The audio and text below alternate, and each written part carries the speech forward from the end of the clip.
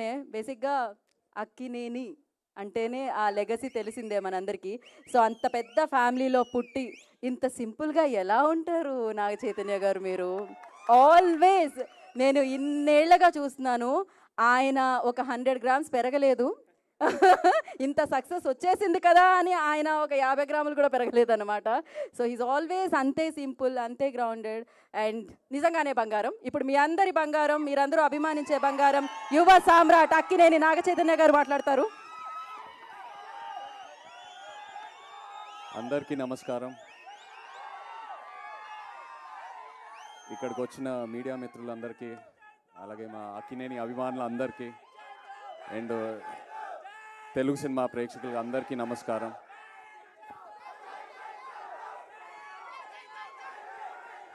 Thank you thank you thank you thank you మరి అంత పెద్ద మాట వద్దు. Thank you. ఇవాళ ఎంతో ఆనందంగా ఉంది నాకు. వృషకర్మ గ్లిమ్స్ లాంచ్ చేసాము. ఈ మూమెంట్ కోసం నేను ఎప్పటి నుంచో ఎదురు చూస్తూ ఉన్నాను. ఎందుకంటే కార్తిక్ అన్నట్టు ఇది నా కెరియర్లో 100% ఇది నా బెస్ట్ సినిమా అవబోతుంది. ఇది ఇప్పుడే కాదు, నేను స్క్రిప్ట్ విన్నప్పుడే నాకు అనిపించింది.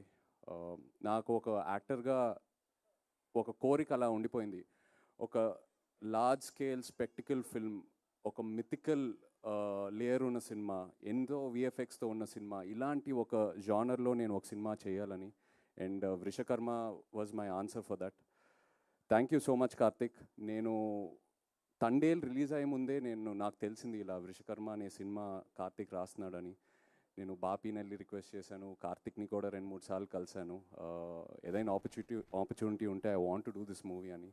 They said they will come back to me and కొన్ని రోజుల తర్వాత they came back to me. Thank you so much for that. Thank you for believing in me.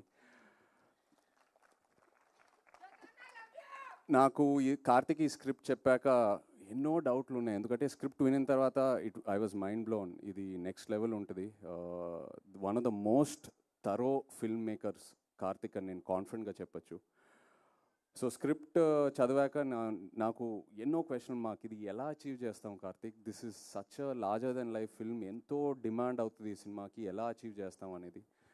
And ప్రతి షెడ్యూల్ ముందు ఇక్కడున్న టీం నాకు ఆ ఆన్సర్స్ ఇస్తూ వెళ్తూ ఉన్నారు. ఎక్కడ కాంప్రమైజ్ అవ్వకుండా. మామూలుగా కొన్నిసార్లు ఇది అవ్వదు, మనం చేయలేము, వేరే ఏదైనా రూట్ ఆలోచిస్తూ వెళ్తాము. బట్ ఈ టీం ఎక్కడ కాంప్రమైజ్ అవ్వలేదు.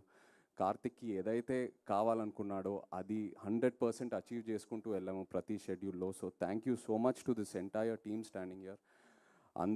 అందరి గురించి నేను చాలా మాట్లాడాలి. ఇది ఓన్లీ గ్లిమ్స్ లాంచే. So just want to say thank you right now.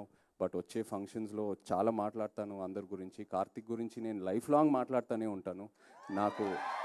నాకు అంత ఇచ్చాడు.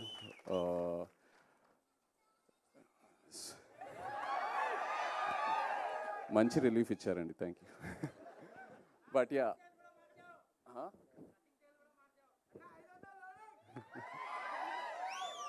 మీరు ఎన్ని ఎక్స్పెక్టేషన్లు అయినా పెట్టుకోండి, తప్పకుండా మీరు సాటిస్ఫై అవుతారు.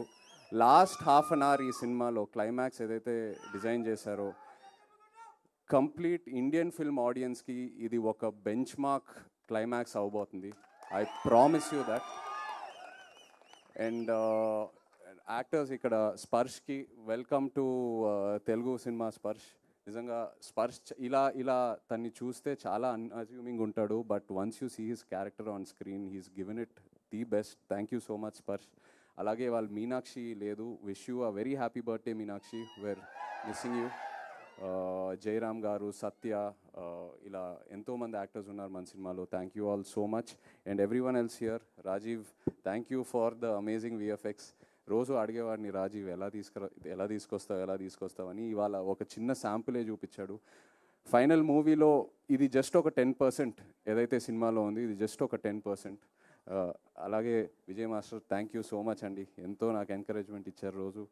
And Ajaneesh ji, thank you so much. And Nagendra గారు నాతో we have a very lovely journey. ఎంతో డిస్కస్ చేసుకుంటూ వెళ్తాము. నాగేంద్ర గారు నా క్యారెక్టర్ గురించి కూడా ఎంతో ఎంకరేజ్మెంట్ ఇస్తారు. ఈ సినిమాయే కాదు, తండేల్లో కూడా. థ్యాంక్ యూ అండి. Looking forward to doing many more films with you. Thank you. Chaitu గారు, ఇవాళ మీనాక్షి గారి బర్త్డే అని మేము మర్చిపోయాం. Thank you. Happy birthday.